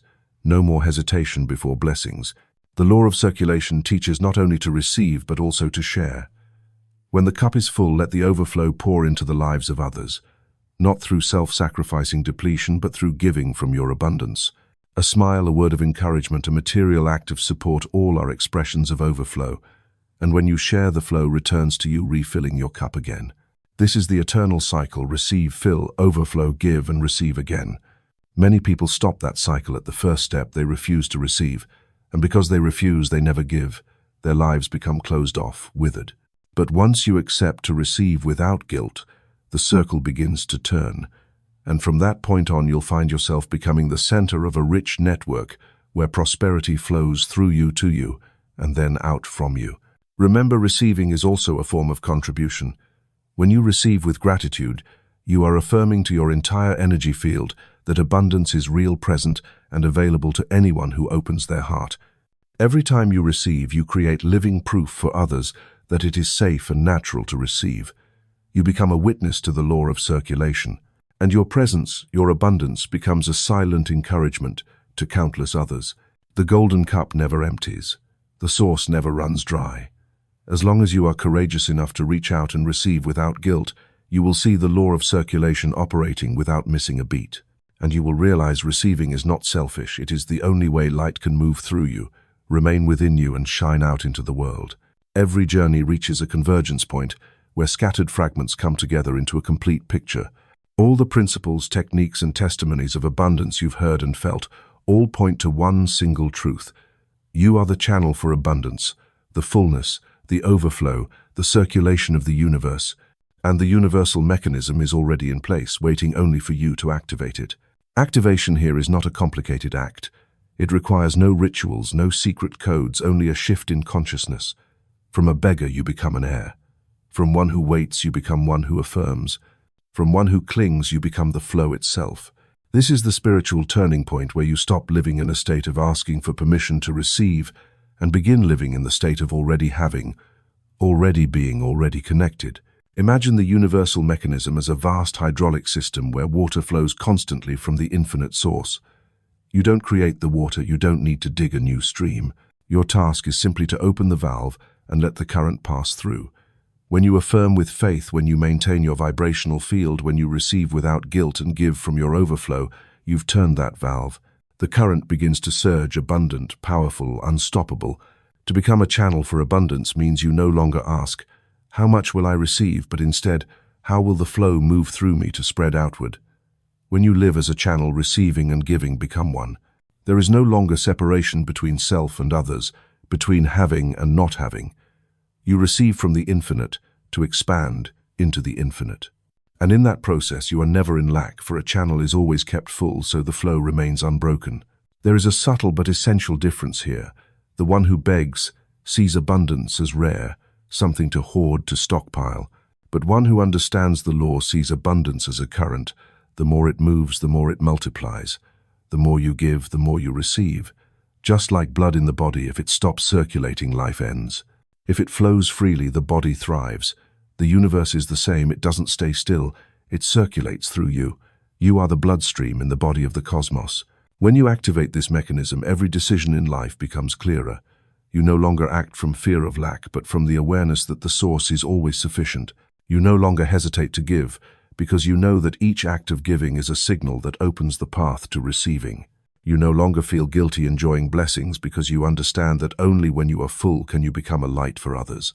You no longer shut down when temporary failures arise because you know the flow never stops. It's only redirecting itself to deliver a more complete result. Becoming a channel for abundance is not a vague fantasy, it is a practical way of being. You'll see it manifest in small details. A new idea suddenly appears, an opportunity arrives at the right moment, a relationship opens new doors. These things are not coincidences, but direct outcomes of maintaining a pure vibrational field. The universe responds precisely like a mirror, reflecting what you continuously radiate. The universal mechanism does not care who you are, where you come from, or what mistakes you've made. It only responds to signals, and the signal is the combination of belief, emotion, and consistent action. When you emit a signal that is clear, continuous, and certain, you are activating the mechanism, and the abundance flow cannot help but move through you. It is law, like gravity pulling things downward, like the sun rising each morning, like seeds sprouting when given the right soil, water, and light. Remember, the channel doesn't need to create the source. It only needs to stay clean, free of blockages, untouched by viruses like criticism, envy, and self-condemnation that contaminate the flow. Forgiveness, gratitude, affirmation, and action rooted in trust are the ways you keep the channel open. Once it is open, the water flows naturally. No need to push, no need to force, just allow it to pass through. The destination of this journey is not the gold you hold, but the state in which you live. When you live as a channel, you no longer scramble to seek because you know you are always within the flow. All lack is merely an illusion of an old mindset. The real reality is overflow, and you are the witness, the receiver, the transmitter of it. The golden cup is already full. The river is already open. The universal mechanism is already activated. Now you simply need to live in the awareness, I am a channel for abundance. When you live with that awareness, you become a center of circulation. From you, blessings flow into your family, your work, your community. And through you, the world sees living proof that abundance is not a privilege for the few, but a rightful inheritance for all. This conclusion is not an ending, but an invitation. An invitation for you to keep sustaining your vibrational field, to remain steadfast in affirmation, to live as a channel. Because as long as you stay in the flow will always pass through you. And when the flow passes through, you are no longer the seeker, you are abundance itself revealed in human form.